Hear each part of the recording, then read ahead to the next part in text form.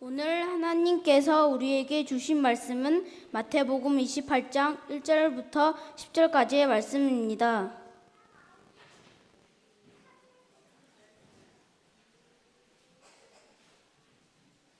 이제 봉독합니다.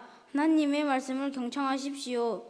안식일이 다 지나고 안식 후 첫날이 되려는 새벽에 막달라 마리아와 다른 마리아가 무덤을 보려고 갔더니 큰 지진이 나며 주의 천사가 하늘로부터 내려와 돌을 굴려내고 그 위에 앉았는데 그 형상이 번개 같고 그 옷은 눈같이 희건을 지키던 자들이 그를 무서워하여 떨며 죽은 사람과 같이 되었더라. 천사가 여자들에게 말하여 이르되 너희는 무서워하지 말라. 십자가에 못 박히신 예수를 너희가 찾는 줄을 내가 아노라.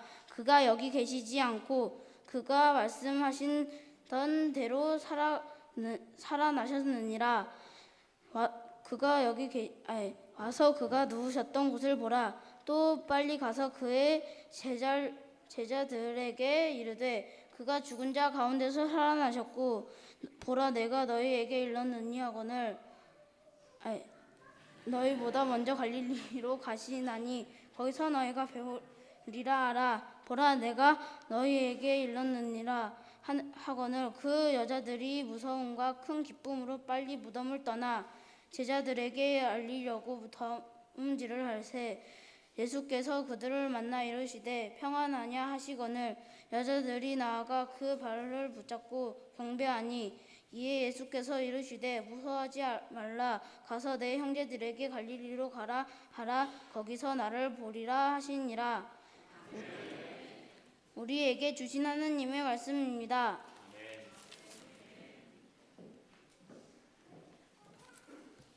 이어서 갈라디아서 2장 20절에서 21절 말씀입니다.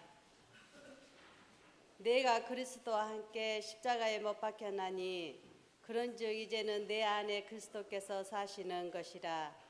이제 내가 육체 가운데 사는 것은 나를 사랑하사 나를 위하여 자기 자신을 버리신 하나님의 아들을 믿는 믿음 안에서 사는 것이라.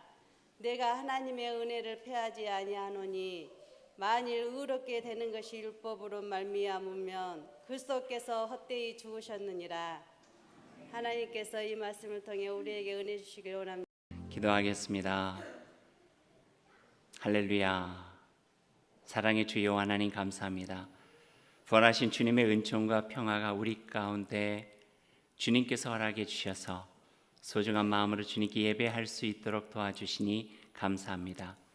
참회와 고난을 상징하던 보라색 옷을 벗고 승리와 기쁨을 상징하는 흰 옷으로 갈아입고 주님께 전심으로 예배합니다. 주님 받아 주옵소서. 이 시간 주님께서 이 부활의 아침에 들려주시는 귀한 말씀을 듣겠습니다. 그 말씀이 우리 마음에 새겨진 말씀으로 부활의 증인답게 이 땅에서 하나님의 나라를 세워가며 그 꿈을 위해 살아가는 저희가 다 될 수 있도록 인도하여 주옵소서. 예수님의 이름으로 기도드립니다. 아멘. 부활의 아침입니다. 부활절 찬양을 드리면서 살아계신 주, 우리 안에 살아계신 주, 그분의 노래가 우리의 삶 가운데 늘 가득하기를 원합니다. 아이들하고 함께 예배드리니까 더 좋아요. 솔직히 걱정도 조금 돼요. 긴 설교 시간을 아이들이 잘 들을 수 있을까 하는 염려도 되지만, 그러나 제가 알고 있는 믿음 하나는 아이들은 떠들면서도 들을 건 다 듣더라고요. 그러니까 오늘 주님께 주신 말씀이 우리들의 마음에 꼭 마치 미랄처럼 심겨져서 꽃이 피어지고 열매가 맺어졌으면 좋겠습니다. 오늘은 부활주일이에요. 부활주일에 맞는 몇 가지 상징들이 있어요. 부활주일을 의미하는 여러분도 알고 계실 것 같은데, 부활절의 꽃 하면 어떤 꽃일까요? 부활절의 꽃, 백합. 부활절의 꽃은 백합이에요. 하얀 백합, 우아한 백합, 모든 어둠을 다 뚫고 일어난 듯이 우아하게 아름다운 영광의 상징 백합. 그 향은 얼마나 또 가득한데요. 예전에 교회에서 그 전날, 부활절 전날에 백합으로 이렇게 장식을 많이 해놨어요.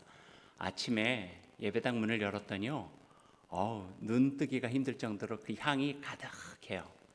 예수 그리스도의 부활의 향기가 온 세상에 가득하면 좋겠다. 기쁨과 소망의 향기가 온 세상에 퍼져나갔으면 좋겠다 하는 마음으로 부활절의 상징적인 꽃이 바로 백합화죠. 또 하나의 상징이 있어요. 그 상징은 무덤은 무덤인데 빈 무덤이에요. 그래서 어떤 교회에서는요, 부활주일에 앞에 빈 무덤을 이렇게 장식해 놓고 예배 드리는 경우도 있어요. 어둡게 이렇게 돌 문양으로 해놓고 앞에 무덤을 막고 있었던 돌이 이렇게 옆으로 쭉 비껴나가서 이 무덤에는 아무도 계시지 않습니다 라고 하는 것을 상징적으로 보여주는 빈 무덤이 부활절 상징이기도 하죠. 정말 그렇잖아요. 예수 그리스도 오늘 우리가 읽은 말씀처럼 더 이상 그곳에 계시지 않는 분이에요. 살아나셨어요. 살아나셨으니 무덤 안에 계실 이유가 없으신 분이죠. 살아나와서 이 땅에서 제자들 만나주시고 위로하시고 평안 주시고 새로운 소망과 꿈 주시고 주님 아버지 곁으로 올라가신 분이 바로 예수 그리스도. 그래서 더 이상 그곳에 계시지 않고 죽음의 권세와 무덤을 이겨내고 다시 살아나셨다. 그래서 빈 무덤이 또 하나의 부활절 상징이 되어져요.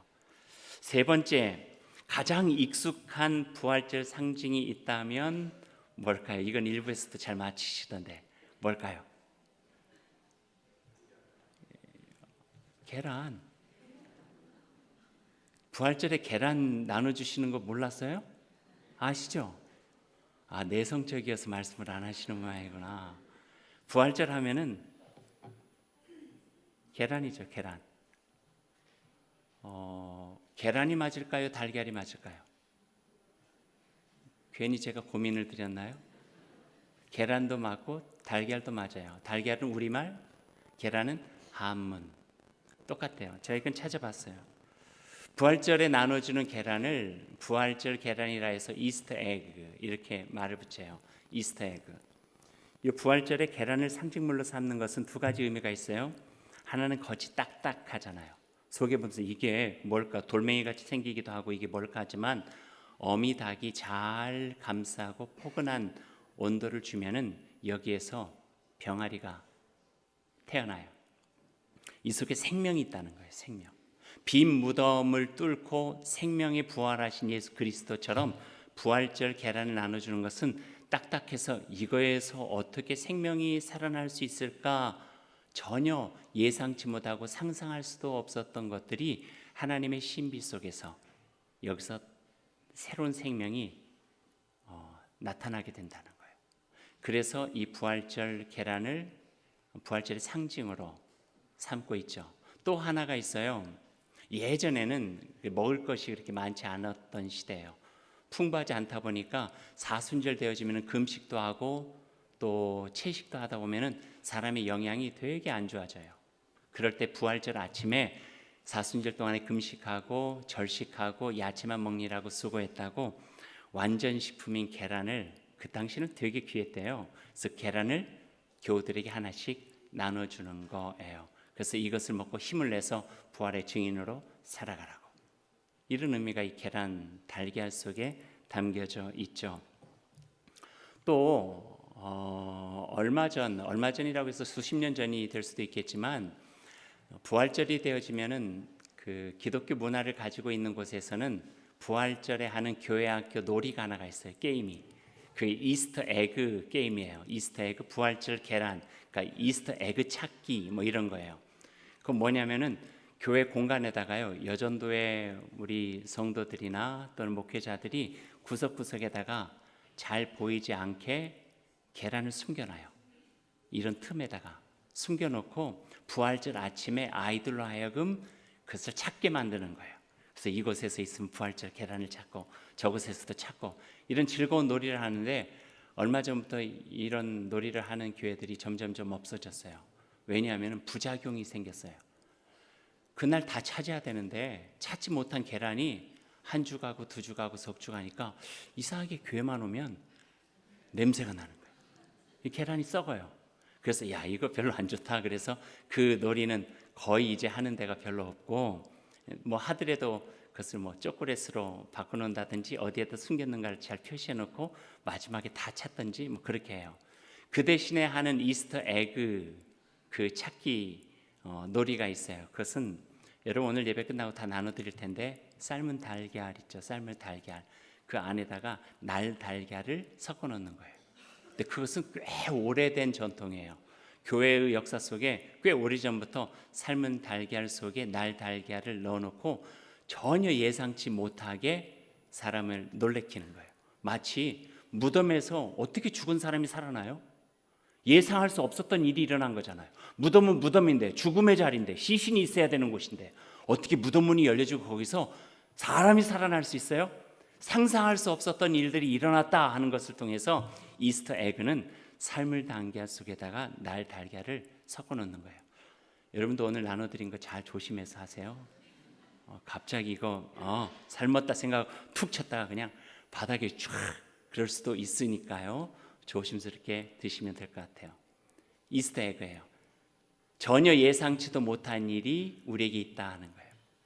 어두움 가운데 있어야 될 시신이 다시 빛 가운데로 나왔다 하는 거예요. 그래서 이런 놀이를 통해서 부활절의 의미를 다시 한번 되새기게 하는 거죠.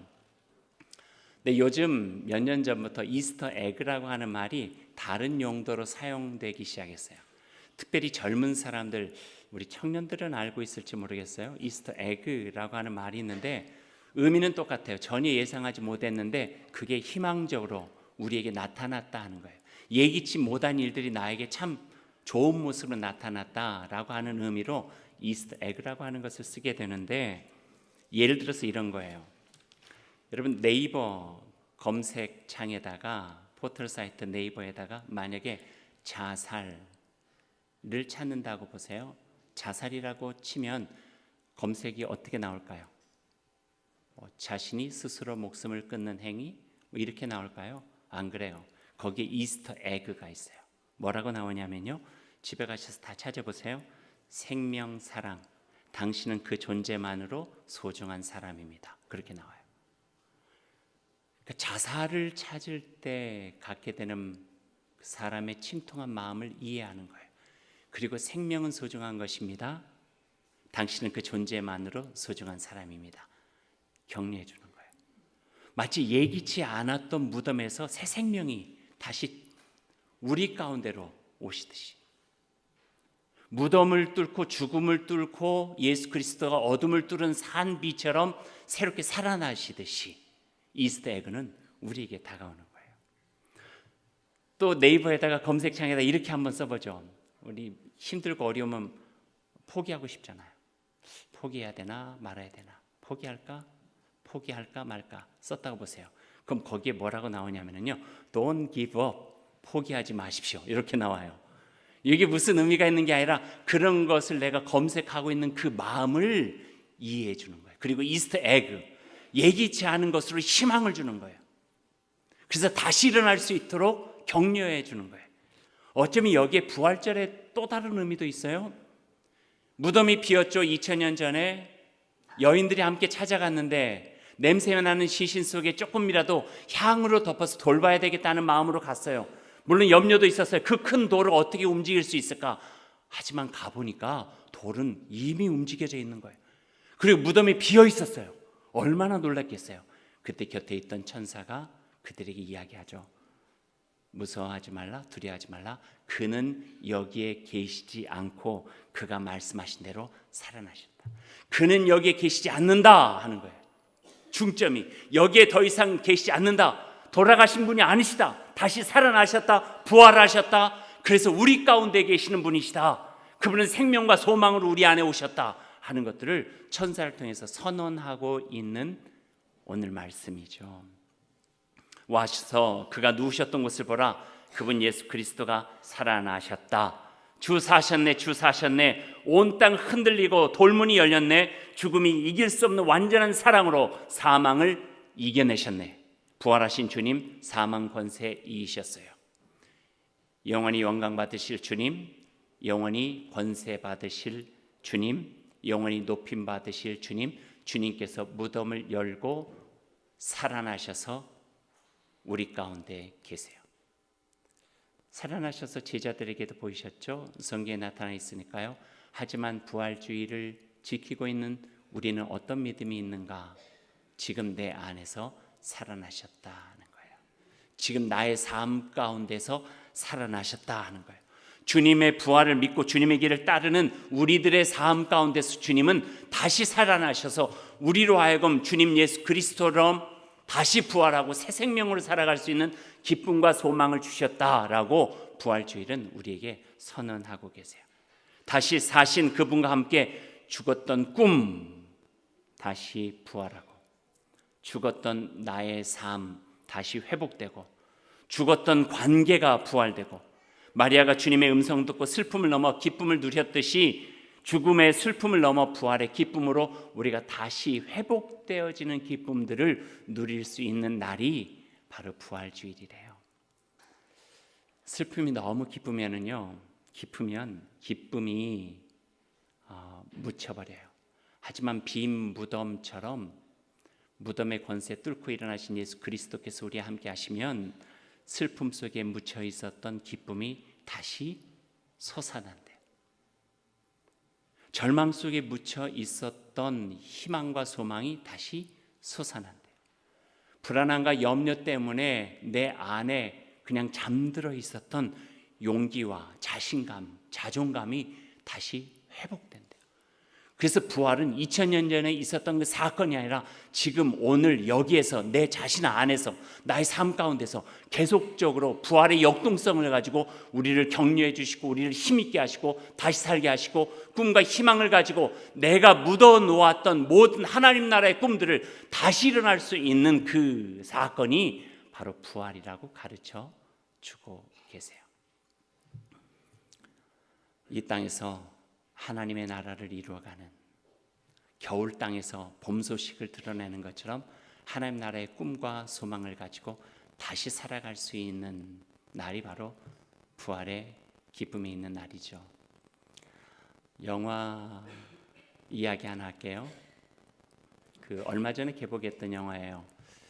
그 주인공이 그 순수함과 또 조금은 능청스러운 그런 연기를 잘해서 많은 사람들이 좋아했던 배우인데 갑작스런 사고로 돌아가셨죠.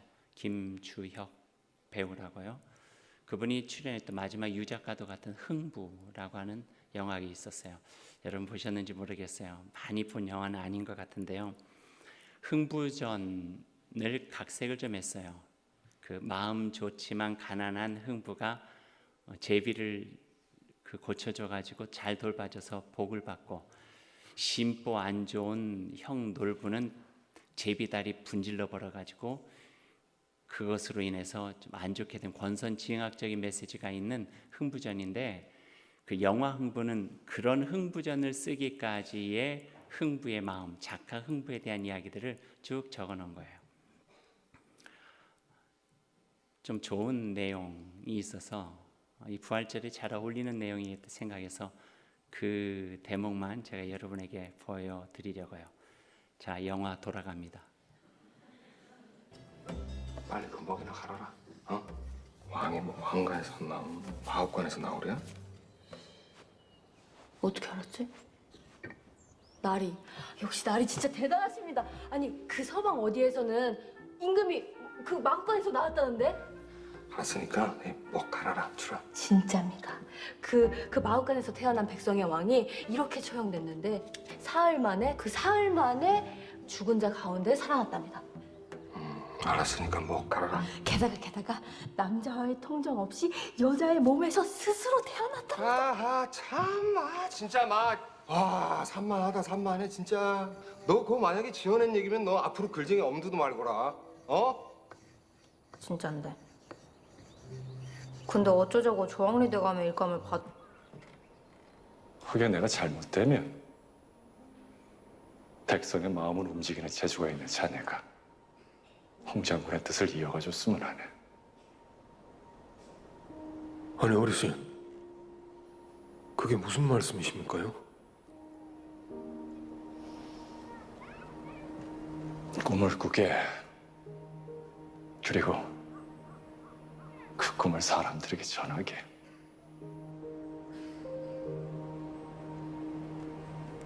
꿈꾸는 자들이 모이면 세상이 조금 달라지지 않겠는가? 땅이 하늘이 되는 세상.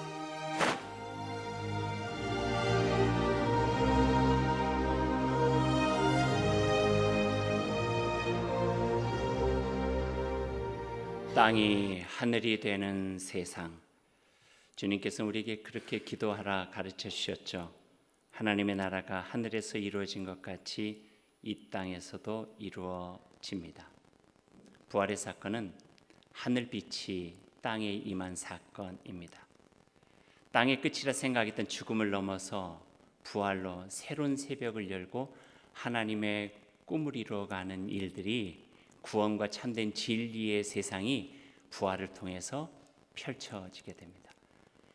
그래서 부활을 믿는 자는 꿈을 가질 수 있고 그 꿈을 가지고 살아가는 자는 주님 예수 그리스도의 부활의 기쁨 안에서 새로운 하나님의 나라를 펼쳐갈 수 있는 증인으로 살아갈 수 있게 됩니다.